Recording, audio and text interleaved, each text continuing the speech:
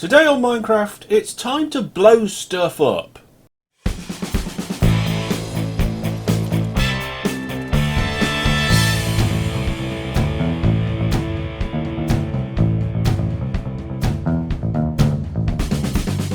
Hello there, Master Hellish here, and welcome back to my Minecraft Let's Play here in my single-player survival world. We're up in the fortress.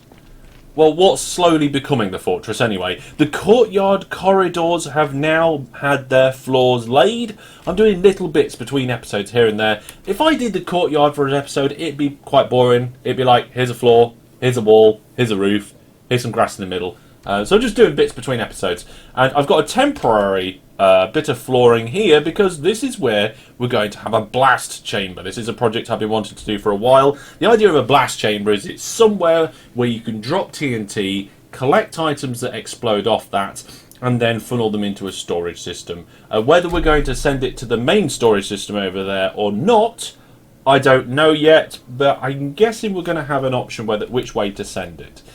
So what we're going to do is we're going to have a corridor off the courtyard going in this direction, and what I want is all the kind of farms that require us to be there and do something to be off this corridor in both directions. So like tree farms, you have to be there to plant the trees and stuff. All the fully automatic stuff is under the ground down there beneath that water column. It's all down there being automatic, and here is where we're going to put the blast chamber. So we're going to mark it out where I want to put it. I've got some materials and things ready. We're going to start with just getting some netherrack. Now, I want to leave a gap between this wall here and the edge of where the blast chamber kind of trough is going to be, so that I can put some things in. I'm thinking I might have a cobblestone generator, maybe a basalt generator on this side, and then on the other side we can think of things like tree farms and maybe other things like that. So let's leave a gap between this wall and where we're going to start building. I mean, you can build quite small cobblestone generators and probably quite small basalt generators as well, but I want to leave space for the pistons and for the redstone wiring behind that. So let's leave a good gap. I think a gap of 6 should be plenty before we start considering the build. Then let's just give it 2 more in space. So just a gap of 2. And let's not make a hole in the floor that I can fall down. And I think then this is where we're going to start the edge of the basin. So it gives us a bit of room. The basin is going to have an edge and then a floor. And that floor is going to be 8 until the middle, because we're going to use water to flow. So 1, 2, 3, 4, 5, 6, 7, 8. That's the middle of our basin. So if I do 2 and then take out the middle, this is where it's going to be. So what I wanted to do was have like a little storage area that comes up to the corridor, and then what we'll do is we'll have little mini corridors off to the various different farms. So let's do that now. Let's put it here. So this is the middle. I'm going to mark it with a double, and then because we've got to put a chest in, we'll just knock that out there. So, here we go. There we go. We've started, folks. The project is well and truly underway. And what I think we'll do is we'll have 4. 4's worked well so far. There we go. Oh, and if you're wondering about the look and feel, you're noticing that a few things are different. For example, I'm running dark mode. You can see inside my ender chest. Some of the redstone components have got a little bit slightly different bit of design, so that you can see like the hopper facing and stuff. I'm using a combination of a couple of small fabric mods and vanilla tweaks, so that's what that's all about. I'll try and remember to put a list somewhere if you're interested. Ask in the comments if you're interested, and I will arrange. But basically, we started using these on our last day's multiplayer server, the other series that I'm involved with. And let's just move these along a little bit.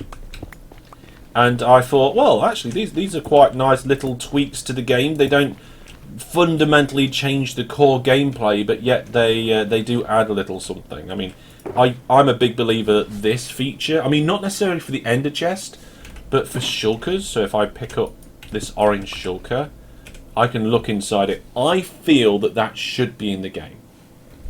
That is what I consider to be a missing feature, so I've added it in. Right, okay, so we've got that there. Then what we're going to have to do is a line of hoppers out to the middle of the actual basin. So what I'm actually doing here is I'm just using netherrack as a building block because I think it's pretty much insta-mine. Anyway, let's actually put the hoppers in rather than building with netherrack. The only difference is you see, look, there's the arrow. See what I mean? So I know that hopper is facing that way. It's really good. So we're just going to have to jump, shift, jump. There we go. Now, if this... Oops. Let's go back up. We're going to have to pillar up a little bit. I've got some scaffold with me all around here just in case. So then what we want is the edge of the basin to come up to here. So this is actually going to be the edge wall of the basin. And then this is going to be beneath the basin. So the floor of the basin is going to be there. So this is our, like, kind of front edge of it. And I guess we could probably make this front edge out of glass so that you can see into the basin from the corridor.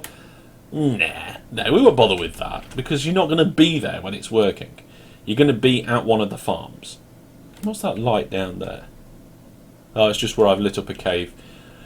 Okay, so do I start building that? I guess I do. Let's get the materials to build with. So what I thought is I'd do the main blast chamber out of obsidian. And the reason for that is if a TNT gets loose or timings get wrong, or something just gets like the explosion is close. I just realised my microphone's not in quite the right place, so I might have sounded a bit weird. But there we go. Hopefully that's much better. But what I thought is we'd decorate it a little bit with crying obsidian around the edge. Now, I'm not sure exactly how much of this crying obsidian we're actually going to get to see because of this build, but what I'm going to do is, like the teleporter, I'm going to start this build like in the open air and leave it exposed, and then we'll build the building and structure around it in either a part 2 or later. So what I'm thinking is that these two on the outside here want to be crying obsidian because it's on the edge. And it also gives us a bit of light. I forgot about that. That's a nice bonus. And then along the inside, that's where we'll use the standard obsidian, which looks so dark in comparison. And that wants to go in 8. So 2, 3, 4, 5, 6, 7, 8. That's where the hopper's going to be. So then if we go around to this side, we want to go 8 out this way. So we're going to go 8 in every 2, 3, 4, 5, 6, 7, 8. Then it would be the wall. So this is kind of our area. It's quite big. It's quite a big area to work with. I just hope that I've brought enough obsidian. I could have counted 2, 3, 4, 5, 6, 7, 8. So really the floor is a 17 by 17 square. Hang on. Hey Google, what's 17 times 17? 17 by 17 is 289. Hey Google, what's 289 divided by 64? The answer is approximately 4.671875. So there you go. We need four and a bit stacks, and we've got enough. So there you go. Bit of maths. I like a bit of maths every now and then. I mean, normally I like to do maths myself rather than let Google do it all, but, hopefully she's not listening too much right now. 2, 3, 4, 5, 6, 7, 8, and the edge. Right. So there we go. We've got it all marked out. This is where that. Have I got that right? Yes. So that hopper there, I need to connect up to a hopper here, which means I need to get underneath with a bit of netherrack. So let's just go down a bit. There we go. That'll do. And just bring ourselves a temporary little platform out to be able to connect that up. That should do it. Where's the hole? There's the hole. So we just go doop doop doop doop doop doop doop doop. And there we go. So let's now just we'll take the easy route out and just use a rocket and the elytra. Oh, this is gonna. You know what? I didn't actually consider this looking good. It's a functional thing for me. But it is going to look good as well. Now, I could put a hopper here, but the water's just going to push it down into that hole anyway. So we'll just leave it. Okay, there we go. So the next thing for me to do is to fill in the gaps to make this a square. And I'm not going to make you sit here and watch me do that because that's quite repetitive. So let's do a cut. Ta-da! There we go. All done. Now it's time to put the water in. So I did end up actually getting a bit of scaffold to help it make it easier nip up there, but we don't need any of the obsidian or crying obsidian anymore. I do have some water buckets so I can make the infinite water sources. One thing that I don't have is signs. I guess I could use fence gates, but I don't have them either. And also we might need some more crying obsidian for the corners because the corners are slightly higher up than the rest on the waterways. So we've got all that. Let's just nip down here and see if we can find any signs in our what's this, in our in-between base. Let's have a look. Yeah, there's one. That's not enough. We need 4. So 4 of the same kind would be preferable, and I can make some. Oh, there we go. Look, loads of boat signs. Brilliant. Not really going to see them. They're going to be hidden in the corners. Yeah, this looks good. Looks good. So the idea of the signs is that if you put a load of water along one edge and a load of water along the other edge, it's just going to turn into infinite water sources, and we don't want yeah, it does an infinite water source and the whole thing will be water source blocks. We don't want that. We want flowing water. So by using signs in the corner, we ensure that the water will not flow into an infinite water source. And then we just pop a piece of water on the top, and then that sorts that out. There we go. Now I can't remember exactly how you do this, but maybe I could have used a darker sign. I'm not sure, but let's see how things go. So pop a bit of water there and a bit of water there, and then we can just infinite across. Oh, did I do that too quick? There we go. We can see that it comes right up to the edge of our hole, which is fantastic. Now this is where the water source is going to be higher, so we're definitely going to need that. We might need a little bit more, so let's see. I mean, that is all we need, but I think putting another one on there just makes it look a little bit better. Okay, let's get these in. All the way down the edge. There we go. And I will go around the corner first, and then I can put the next bit in. Thank goodness for infinite water sources, eh? Otherwise, this would have been a little bit of a pain. Having said that, I do actually have ice, so I could have just, like, well, I haven't got it with me, it's down there, but I could have placed ice. There we go. So that all runs to the middle. Like a giant toilet. I'm not naming this the giant toilet. Before anybody says in the comments.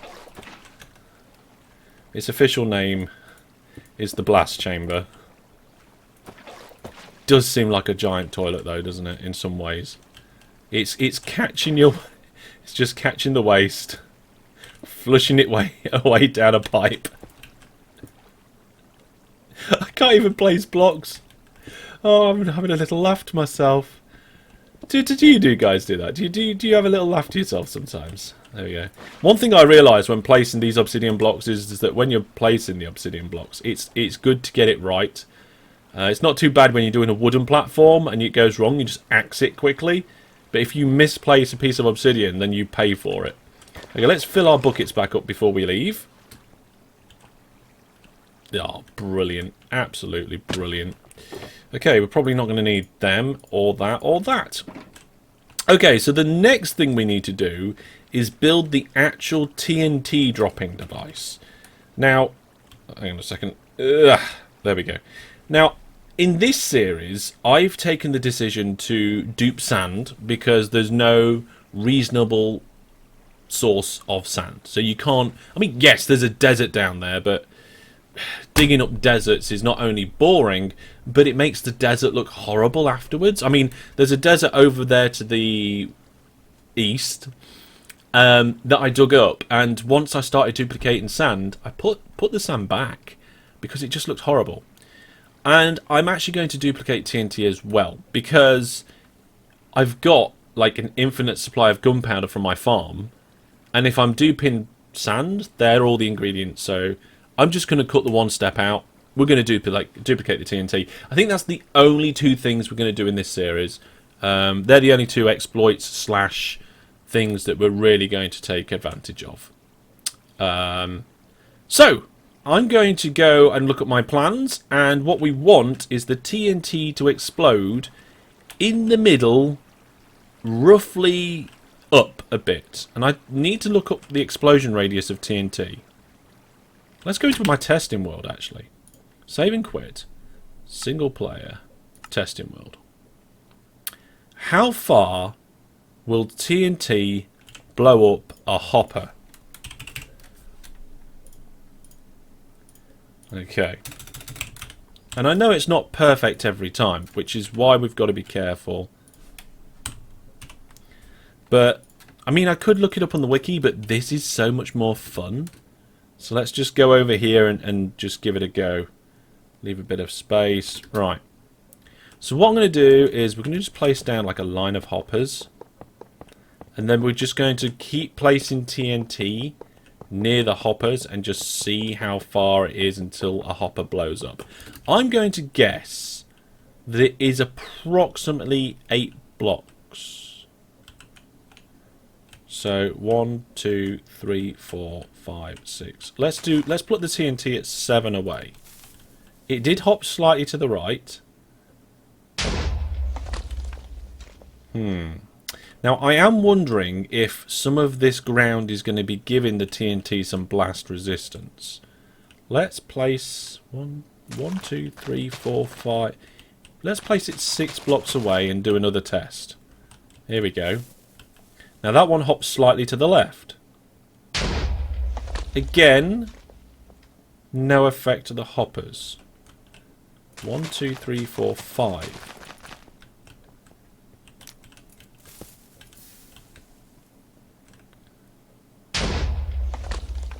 See, I think with a gap of 5, we're going to be safe. 1, 2, 3, 4, 5.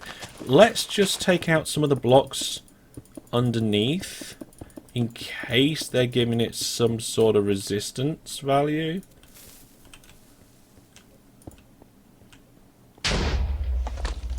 Yeah, I think we're going to be good. So we're going to leave a gap of 5 between the TNT explosions and our hoppers, which means it can blow up quite low. We want it to blow up low. Let's just give it another go, just to make sure.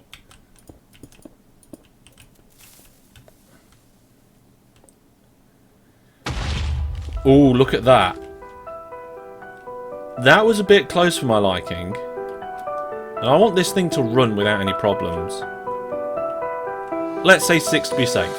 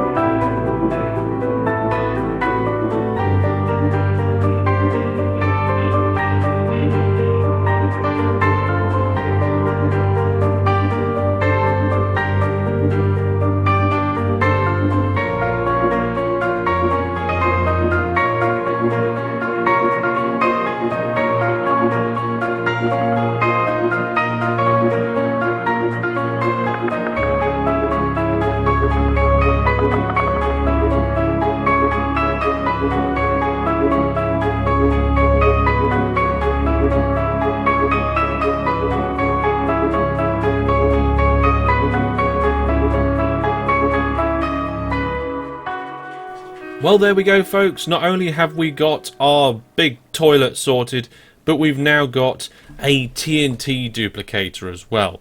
Now, I only accidentally blew it up once, which I think is a record for me, but this TNT duplicator reliably drops TNT in a particular location, i.e. right above that hole, at a certain timing and the drop-in, and yeah, as you saw me testing it.